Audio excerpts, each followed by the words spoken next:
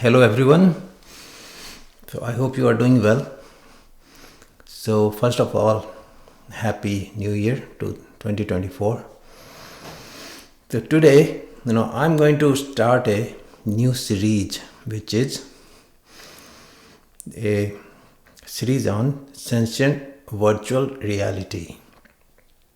So we'll talk more about it, but before I start, let me just chant this mantra, which is pretty much, which explains this whole phenomena of sentient virtual reality.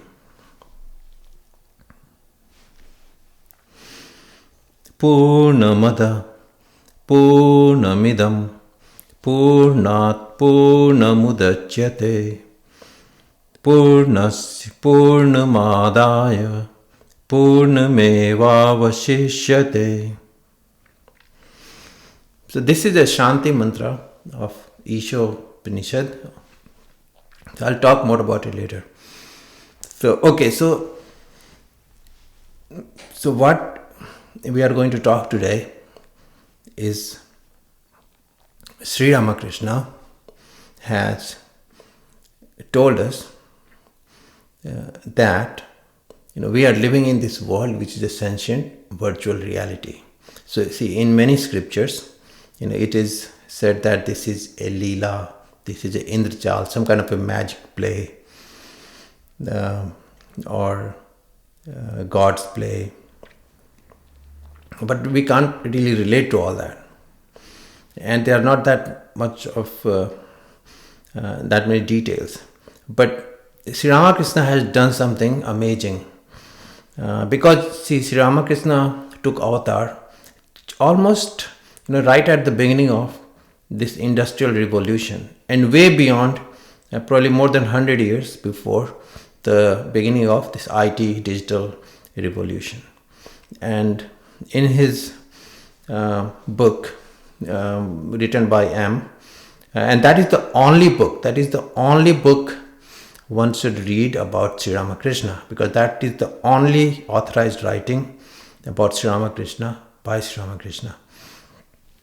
So the book originally is in Bengali. Its name is Kathamrit, but it's very badly translated in English by bigoted people. And so you will see a lot of problems there, errors. But still, you can catch the essence of it. That is Gospel of Sri Ramakrishna. In English, you can read it online too. And in that book, Sri Ramakrishna has literally given a lot of secrets of this sentient virtual reality. And then Ma Sarada, who was wife of Sri Ramakrishna and who is wife of Sri Ramakrishna in the world just outside of this, from where Sri Ramakrishna took an avatar, and Ma Sarada too. Now she revealed also many things, but there are two things which are incredible. So today I'm going to mention there are so many facts, but for time being, today I'm going to mention 4 facts from Sri Ramakrishna in the Gospel of Sri Ramakrishna, and 1 fact from the sayings of Ma Sarada. And then I'll talk about what the current brightest thinkers in terms of technology and science, where they stand and how are they approaching this. And finally, the 6th point I'll talk about is why this knowledge that was given by Sri Ramakrishna is lost for last 140 years, and why do we need to reintroduce Sri Ramakrishna to the world. All right, so let's start. So 4 facts actually that Sri Ramakrishna revealed about this reality, this world. So one is that it is a sentient virtual reality, and this is a world that is playing out between 2 worlds. Towards the end of life, when Sri Ramakrishna could not speak because he had illness, he made one of his disciples speak for him, and that disciple, which is Narendra then, he tells Dr. Sarkar, who is more like a scientist type, that look, there is a world which resides between 2 worlds, between something called Naraloka and something called Devloka, where divine beings live. And that world is, you cannot distinguish from one of the worlds where it's playing out. So that means it's realistic, it's life realistic, almost like created in the image of that world. So that is the truth. This world that we are living in is almost a life realistic copy of the world where it's playing out, and this resides between the two worlds. So in our Hindu world, Hindu way of thinking, it resides between Pitarloka, which is just above us, and the Swarg or the Devloka. All right. So that was point number one. That this is a world which resides between two worlds, and it's playing out inside that Pitarloka, or where humans like beings are there, when it's life realistic. You can also see it's so life realistic that when Sarada, who is an avatar from that outer world, for many decades, early decades of her life, she didn't really know that she is an avatar. And evidence is when Sri Ramakrishna passed away, Sarada was very sad and she was crying bitterly, because had she known that this is just a copy of another world, she probably would not have been sad that much. So that's a clear evidence that this is so realistic that even avatars, they don't realize that this is just a copy. It's just like today's world, just putting on a headset of a virtual reality game, and people very quickly, within seconds, forget who they truly are. So that was point number one. Second, why sentient? See, this whole thing is sentient. The whole thing is consciousness. It's not one consciousness. It's consciousness divided into multiple units, within a boundary. So how it's one, it's all consciousness. So there are two evidence. Today I'm just going to go through one. One is, when Sri Ramakrishna is talking to someone and someone is saying, going to see an image of some Devi or Devata somewhere, another person is criticizing that person, that why are you going to see that image made of clay or stone? And Sri Ramakrishna is replying that, look, it's not clay or stone, it's all Chaitanya. Chaitanya means all consciousness. So it is all consciousness. It's all sentient. But it's not one undivided conscious, it's not.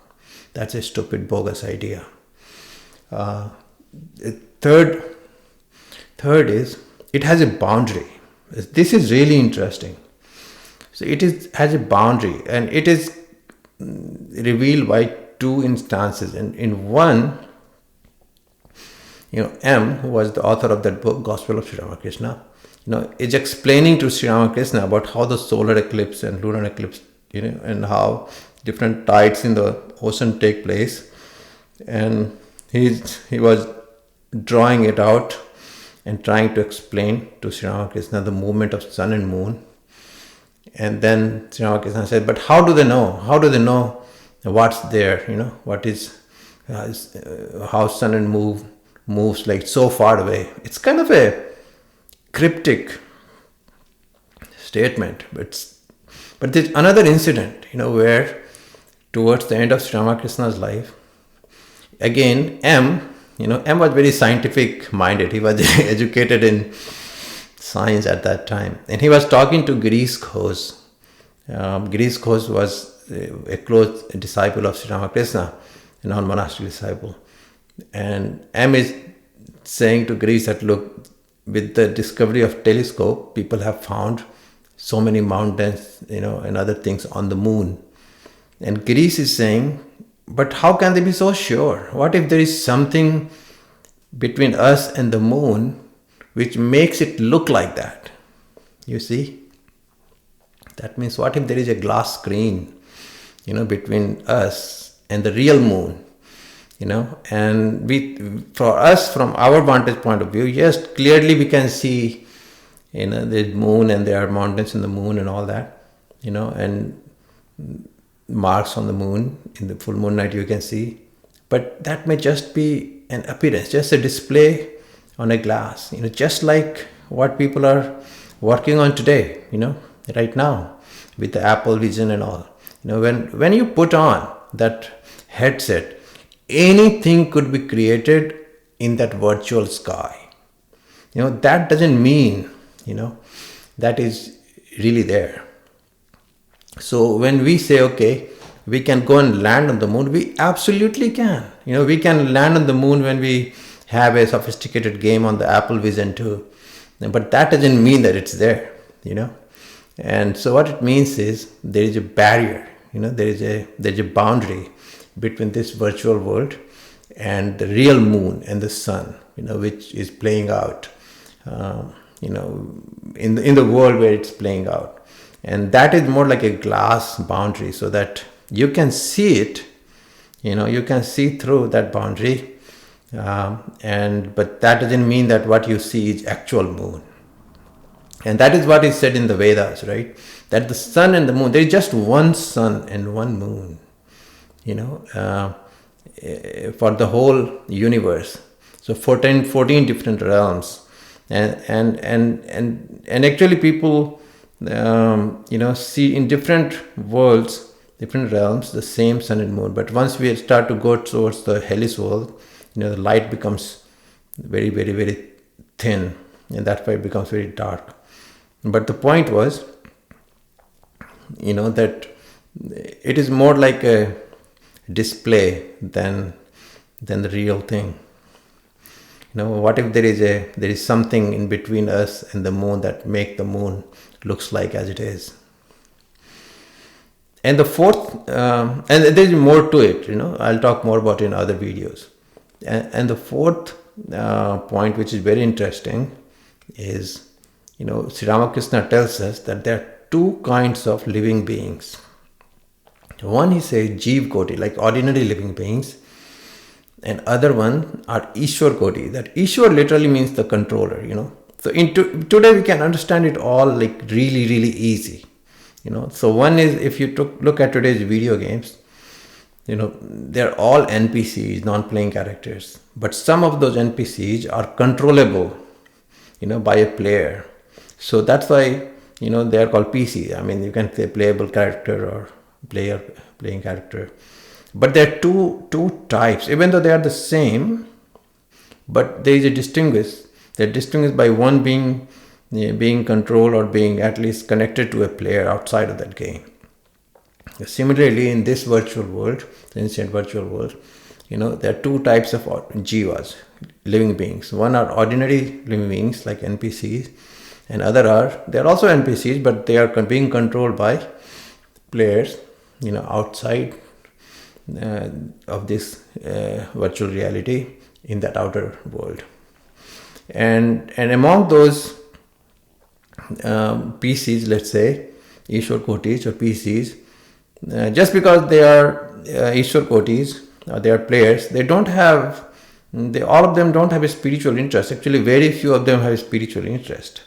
Because people carry their sanskar or their training from that world to this world. So for example, let's say if you take 5 video game players today, and you will see whatever their character is, whatever their habits are, whatever they like and dislike, they end up playing similar kind of game and similar kind of character in video games. That means people carry their character, in our terms sanskar or training, into the next level game or world that they are in. Similarly, in this world, every PC or every Ishwar Koti is not spiritual. Actually, there are very few. You will see a lot of people who do really, really well, in this world, in any field, like in politics, in business, in finance, in music, arts, cinema. Just people doing amazing things, you will see. Most of them are Ishwar Kotis. I don't know if you remember, that famous ad from Steve Jobs when he came back to Apple, that, here is to the crazy ones, It's an amazing ad. You should check it out. It's like 1 minute ad. They move the world forward. You may disagree with them, but you can't ignore them. It's a really cool ad. And then he's showing like different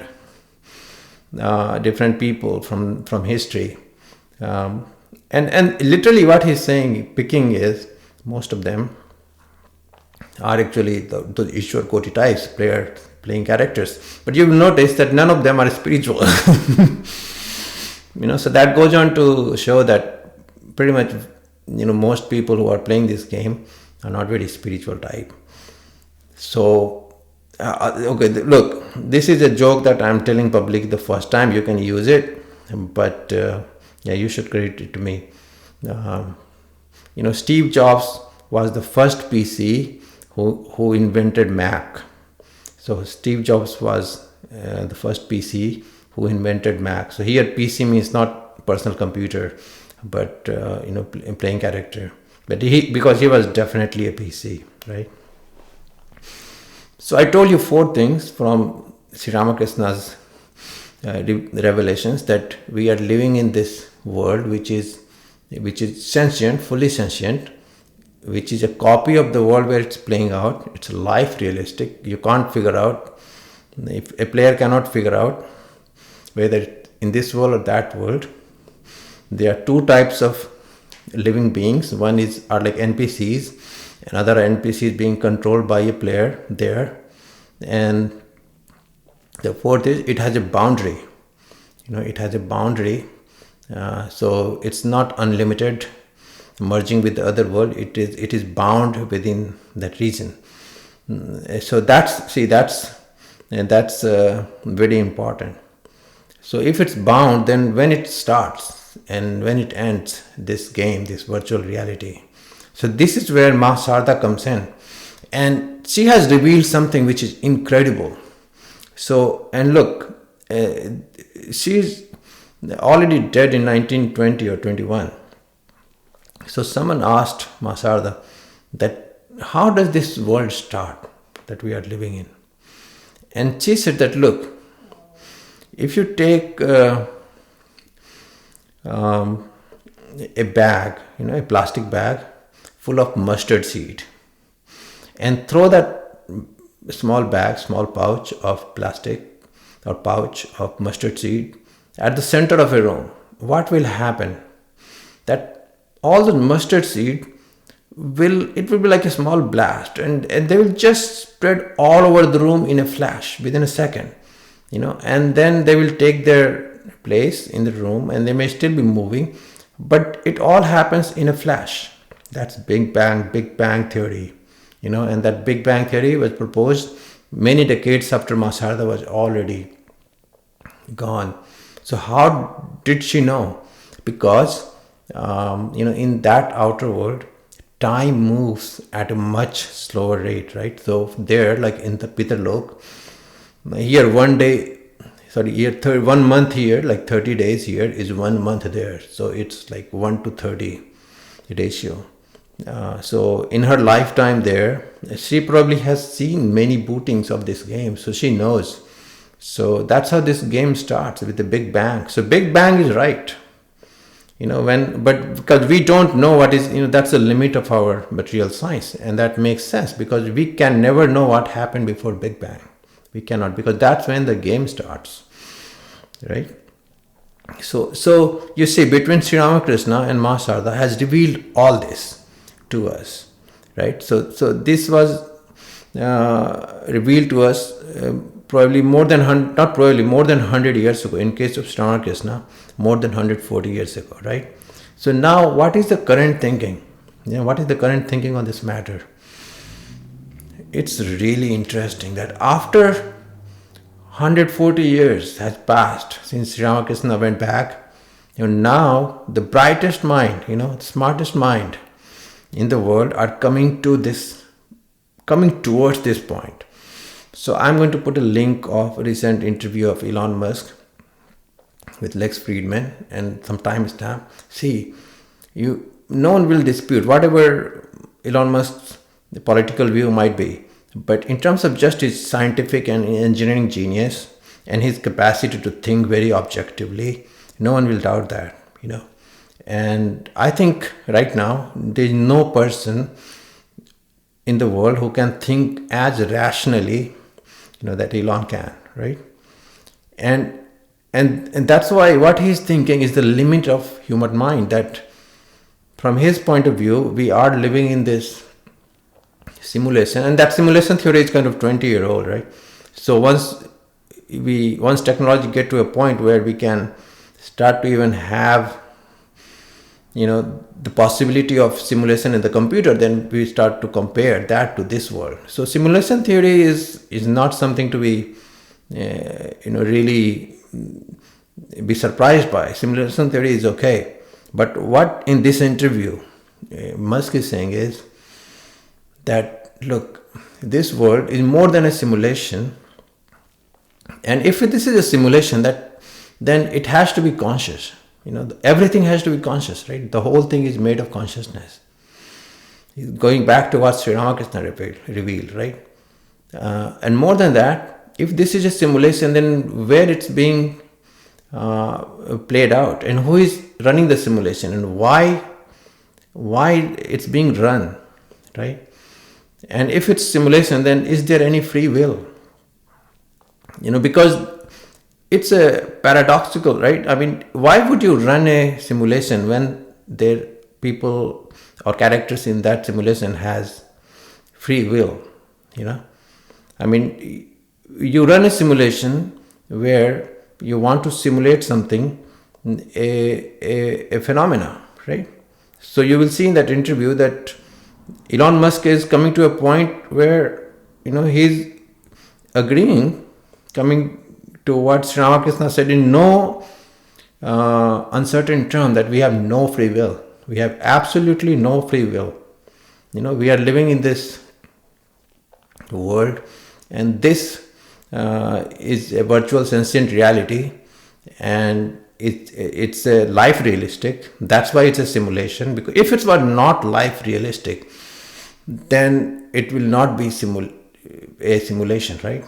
And its value where it's being run is more economic, in the sense, because time is running at a different rate, people can simulate different life events, right? For example, people can simulate different life options. People can simulate multiple lives before they come to a point where they have to make a career decision, right? For example, if 30 years here is 1 year there, that means, and if average life here is, let's say, 70, 80 years, by the time a kid is 18-year-old there, one has to decide which major, which college one can go to. That kid can simulate probably 5-6 different lives here, and look at different careers and look at, how it did play out. And because it's so life realistic, it helps that kid there making a career decision, right? This is the economic value of this. This is how kind of setup, right? This is the economic value of this, in that world. And then, Musk talks about divine being, because, what happens is, because he's so smart, and he can see his mind. So see, he makes this comment about that, why his mind is like a storm. And then he talks about, not in that interview, other interview, that he does not know why he's working so hard. He feels like he has no choice. Someone is making him work like crazy. And it's not fun for him. It's not like he's having a lot of fun doing all this work. He's just like a machine for someone else. So now he's coming up with this idea of other divine beings who is controlling, this, probably his character and this world. And that is true. That's what Sri Ramakrishna told us, that, look, there is no doubt that the character of Elon Musk is a PC, is a playable character, and there is a player behind this Elon Musk in the other world who is making this Elon Musk here, which is a sentient living being, work like hell to fulfill, his own ambitions. His means like the player's ambition. You see? So what would happen if somehow this Elon Musk here got enlightened? He would just stop working. then he becomes free. Then he would become free of his player, and then he would enjoy the bliss of God. And then he won't do any work. Then he would not do any work. See, that's why it's called Purnamada. Purnamada means like this world itself is complete. The other Purnamada means the other outer world, and Purnamidam, that means this world itself is complete. It's not like it has completeness. Like, see, if Elon Musk here realizes God, he would become free just as his player in the outer world. If he realizes God, he would become free there too. So the rules of the game for this world, is complete within this system. And the outer player can influence the NPCs here, but they cannot directly control unless they are spiritual avatars like Sri Ramakrishna or Jesus in last 2000 years, or Chaitanya, or Ma Sarada. So that's what it means. The outer world is also complete, and this world is also complete. And from that outer world, this world has emerged. Because when they created this world, right, in the outer world, nothing was lost. It's like just building a massive, high-rise building, right, on Earth. Nothing really is lost. Within the complete system of Earth, everything remains the same, right? So when they built this world, sentient virtual world, nothing was lost. That's what called Purnat Purnamadaya Purnameva Avasishtati. So even though you create this new world inside that outer world, the outer world still remains complete. Nothing is lost because it's just being born inside. A new world is born inside another world. And because this world is completely sentient, conscious, fully conscious, built of consciousness, but not one undivided consciousness, a consciousness which is bound by a boundary and which is made of individual sentient conscious units, and which is inside the outer world, which is exactly the same, in the sense that that world is also bounded by a boundary made of consciousness, full of individual conscious units, like individual beings. So nothing is lost. It's just a wonderful world is built, within another wonderful world. And the most interesting thing is, we are approaching from the science and technology point of view, where we are going to create another world, life realistic, inside this world. And right now, it's possible to build just in a digital form, just sitting in the servers, or if we can find a substratum which is fully conscious, which will be more like just a OLED screen. To us, it will just look like a screen which can display, which can connect to our consciousness, and we will never agree on whether that substratum, that material is conscious or not, or whether the characters or the avatars playing out in that game on that screen are conscious or not. We may never agree on that. Some will say it's conscious, others will say it's not. But once we find that material, that substratum, and if we can put that, let's say, in the near space, then we can have another world, another living, sentient world connected to us, and some of us will be playing that video game, Then we'll become players, and there will be many NPCs in that world. And I think we are going to have that within next 3 to 4 decades. That's where, the world is moving. See, and that's where, the importance of Sri Ramakrishna, comes in for all of us, for whole humanity. Because Sri Ramakrishna has revealed all this 140 years ago, and he taught the humanity how to live wonderfully, in this new world. So now you would say, wow, so Sri Ramakrishna said all this, but why I never heard all this for last 140 years?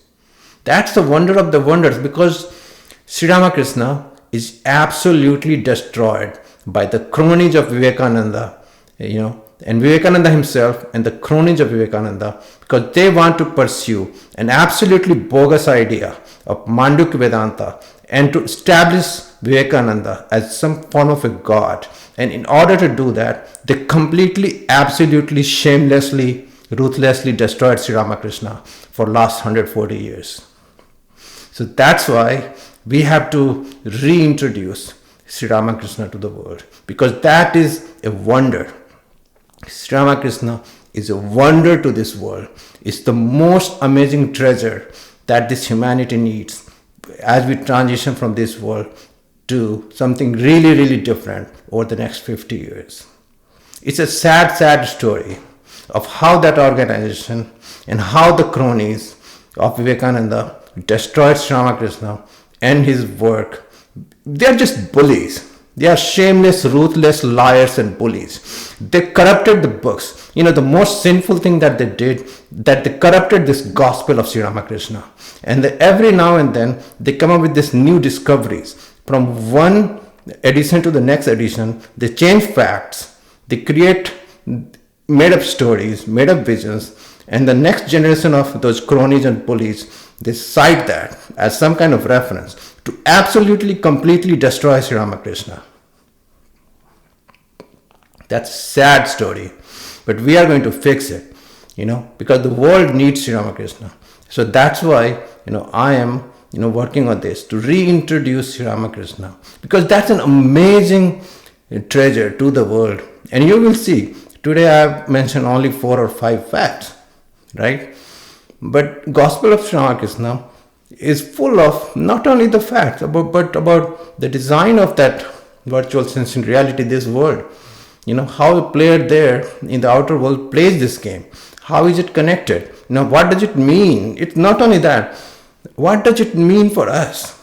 Right? For us, a normal NPC, a normal sentient living being, then living our life of 100 years in this world, how can we live a good life? Happy life? What is afterlife? And that is what is the real teaching, of Sri Ramakrishna. That only way to be happy, only way to live a good, happy, blissful life in this world is by what we call tyag, or kind of some form of detachment from the senses. Not being a slave to our senses and sense enjoyment, but making our senses and sense enjoyment our slaves by controlling them. And when we have that control, then we can enjoy this world. And that's what is said in Ishopanishad. Ten tyakten bhunjitha. So Ishopanishad is the most, I would say, youngest, Upanishad in our Vedic literature, and also the one which very clearly and most precisely describes this sentient virtual reality. That is amazing. There are so many other Upanishads like Kathopanishad, Mandukya Upanishad. See, I'm never ever I don't want to be even by mistake mention that Mandukya Upanishad is a real Upanishad. Mandukya Upanishad is a bogus Upanishad created by that bogus Gaurpad. That we should just delete, erase, destroy that Mandukya Upanishad forever from the memory of humanity. But all the other Upanishads, they are treasure. And if you look at Katha Upanishad or Mandukya Upanishad and all, you will see they go into great details about the design of this whole universe, design of our being, who we are as human beings. So they are probably much more older, and they come from worlds which are much further from us. So they have been revealed in the past from great beings. But Ishopanishad, I think this has been revealed to us by someone who is just in the world outside. And it's kind of a direct message, it doesn't explain into details the construction of the world and the construction of, who we are as a living being. But all it does is wake up, it's like, this is what, goes on in many of the TV series and the dramas where NPC enters a game, and then a player enters a virtual reality game and then forgets who that person is, and then someone goes and tells that person that remember who you truly are, right? Don't forget your reality, your identity. You are just a player. You are not part of this game. And that's what is happening in Upanishad. Player is being told that you remember who you truly are. Remember who you truly are. Remember what happened before you entered this game. So that in that way, Upanishad is amazing. It's a direct revelation of the truth of what this world is. So that's why it's so interesting. So today is just the first episode of this series, Sentient Virtual Reality, and there's so much to talk about just based on the Gospel of Sri Ramakrishna. And I'm really excited about this. I'm really excited about reintroducing Sri Ramakrishna, and we have got a lot of work to do. And you will see over time that how wonderful Sri Ramakrishna is, how modern he is, how cool he is, how loving and caring he is, and more importantly, what a role model he is, for this young generation, who is just dying to get a role model for their spiritual life, and someone who is truthful. Like, who would trust people going around as being a spiritual person who lies all the time? It's disgusting. You will see, especially the monks of that organization, they write like books, like 10 books over their lifetime, and then they lie. Those books are not worth reading at all. That's a waste of life. That's a complete wastage of life. Absolutely, those books should be destroyed. They're worthless. So what the youth of this world need is the real role model that they can trust, and that is Sri Ramakrishna, just based on his life and his teaching and his revelation for the future. All right. So I'm going to stop here.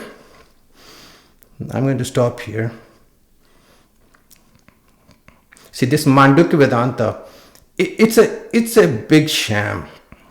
And what happened was, great Adi Shankaracharya, he really drove out and destroyed this bogus thesis of emptiness. And because that was still a time when if you lost intellectually, you really had to buy into other people's idea and convert. So most of those Buddhist monks, they converted to what Adi Shankaracharya had to say. But then what happened was, they destroyed Shankaracharya. They converted just in name. They took on this bogus Mandukya Vedanta of Vivartvaad, and they destroyed the original teaching of Adi Shankaracharya. So what we have today, like 125 books, in the name of Shankaracharya, and all this bogus philosophy of undivided one consciousness and Mandukya Vedanta, it's absolutely lie. It's a man-made creation of that bogus Vivartvaad, and it's a cancer in our Vedic tradition. And you can see it's being displayed even today. When a great Ram temple is being inaugurated, in India, the four so-called head, they should not call themselves Shankaracharya. That's an insult of Adi Shankaracharya. Those heads of four mutt established by Adi Shankaracharya, they are boycotting. They're not going to this inauguration. They're making this big drama. You know why? Because of their ego.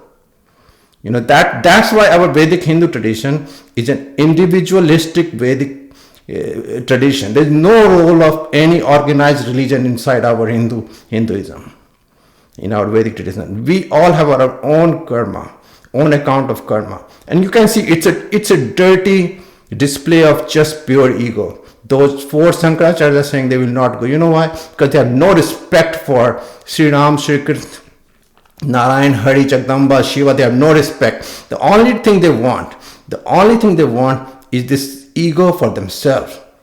The only thing they want is for people to fall at their feet. That's exactly the character of Vivekananda and his bogus organization. And that's how, they have destroyed the work of Sri Ramakrishna. But see what's happening. You see what's happening in India. People just moved on.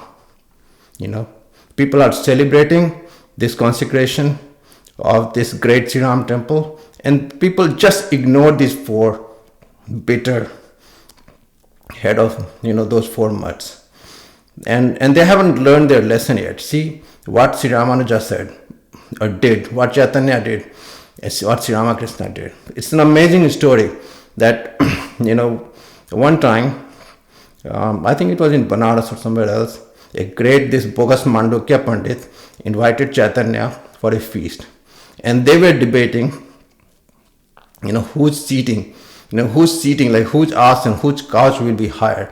That's actually a real problem, I'm telling you.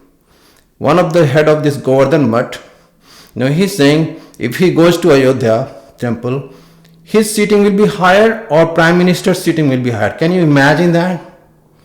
Can you imagine? That's the world they are living in. That's bogus Mandukya Vedanta. We need to just wipe it out.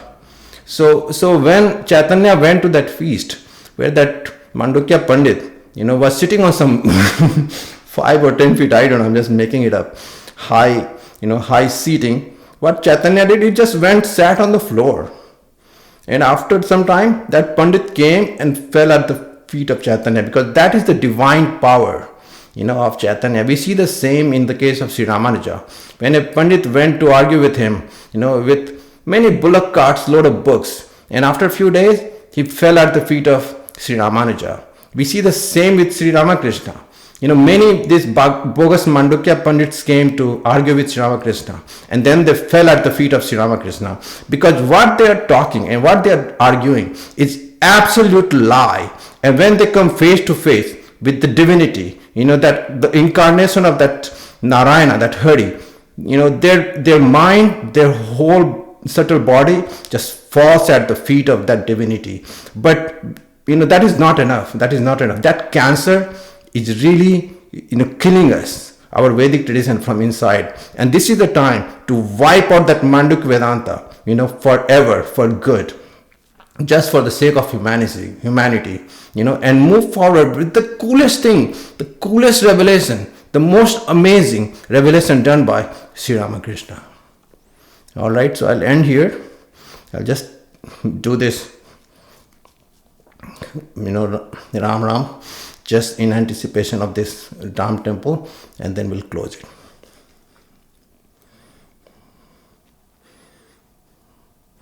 Ram Ram Jai Raja Ram, Ram Ram Jai Sita Ram, Ram Ram Jai Raja Ram, Ram Ram Jai Sita Ram, Krishna Krishna Jai Radhe Shyam, Krishna Krishna Vrindavan Dham, Krishna Krishna Jai Radhe Shyam, Krishna Krishna Vrindavan Dham, Ram Krishna Jai Sita Ram, Ram Krishna Jai Radhe Shyam, Ram Krishna Jai Sita Ram, Ram Krishna Jai Radhe Shyam. Alright, so take care. This year is going to be a lot of fun. I'm very excited. I hope you guys are excited too. Again, Happy New Year to 2024. We'll talk again soon. Alright. So remember, we are living in this sentient virtual reality revealed to us by Sri Ramakrishna. And this is the coolest game one can play. This is the coolest game one can play. Alright. Okay then. Take care. Bye.